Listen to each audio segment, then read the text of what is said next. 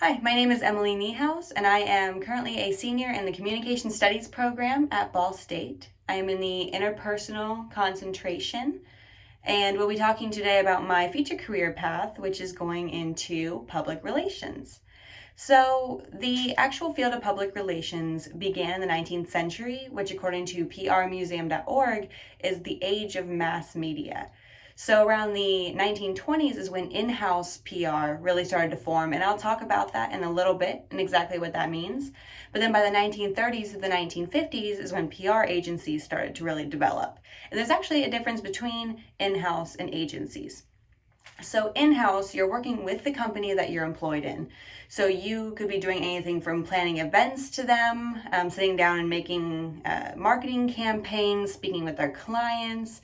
But then as far as a PR agency, you're sitting down, you're getting hired out by multiple different companies to do things that will fit their needs. So making sure that the image that they're portraying to their constituents, to their community, their clients, all of that is the way that they want to be seen. You can sit down as a consultation and an implementation of a rebranding, anything exactly that'll help them fit that image into the public eye and what they're really trying to do.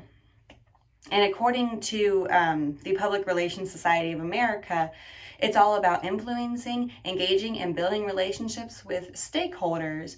So again, the image that you portray to the public is the one that the company is looking for. So that's great and all, but how is the Communication Studies program at Ball State going to benefit you in that? Well, there's a couple different courses that you take as a communication studies major in general and as an interpersonal communications track that could really benefit you in this field. The first one being intercultural communication. So at this point, especially both in America and across the world, there are so many international companies where you're dealing with a variety of different cultures and a variety of different ways, things you might not be used to. So intercultural communication allows you to kind of learn throughout the semester the ways different cultures act and the ways to be more accepting that people aren't like you and to accept the fact that bias really exists, unconscious bias, and how to best manage that, handle that, and learn from it. And that would be the COM 290 if I didn't already state that. Another one overall for the entirety of communication studies would be presentational communication. And that is COM 375, so a 300 level course. So it should be either your sophomore or your junior year that you'll be taking that.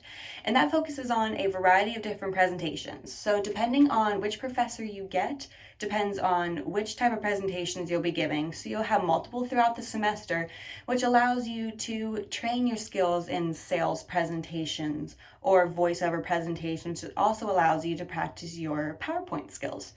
So that was very exciting because the presentations are something you grow up doing in school, but now taking this course, you get to fully understand kind of what it takes to make an effective, powerful presentation. So more specifically in the interpersonal concentration, there are two classes I want to touch on. And the first one is COM 335. This is communication and health. If you're going into the healthcare professions or you're doing public relations for them, it'd be really important to kind of understand how to communicate properly in the healthcare field.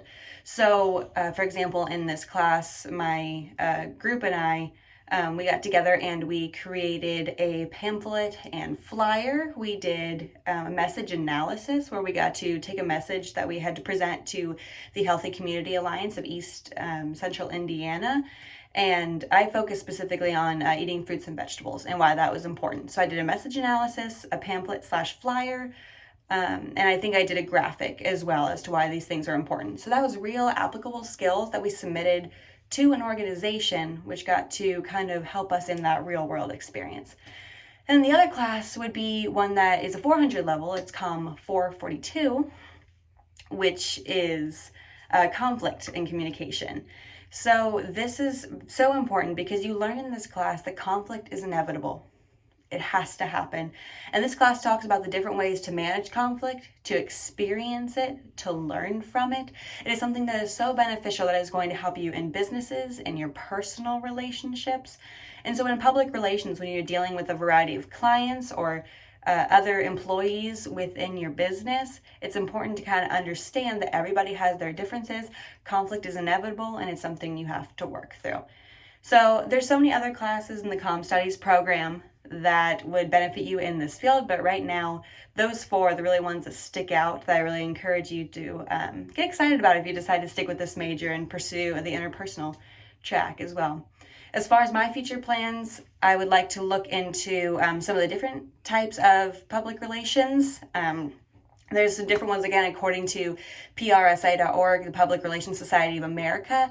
There is community relations, multimedia, social media, and a variety of more I can look into. But ultimately, in my career path, I would like to go into corporate responsibility, which focuses on the impact of the company towards its community, towards its environment, things like that. And then according to the Bureau of Labor Statistics, this is actually a growing field. So it's an average growth of a 6% in the next 10 years from what it's currently at, which is exciting because I definitely know there will be a place for me as I go into this field after graduation, which is coming very soon, which is very cool. And then there's also the average median for the job will be $60,000 per year, according to 2018. And the typical entry level requirements is going to be a bachelor degree. So it's very attainable. And definitely work with your advisors and your professors. If you have any further information, everybody has their own network that can definitely help you through this. I'm excited to see where I go, and hopefully you look down this path as well. Good luck in your college career.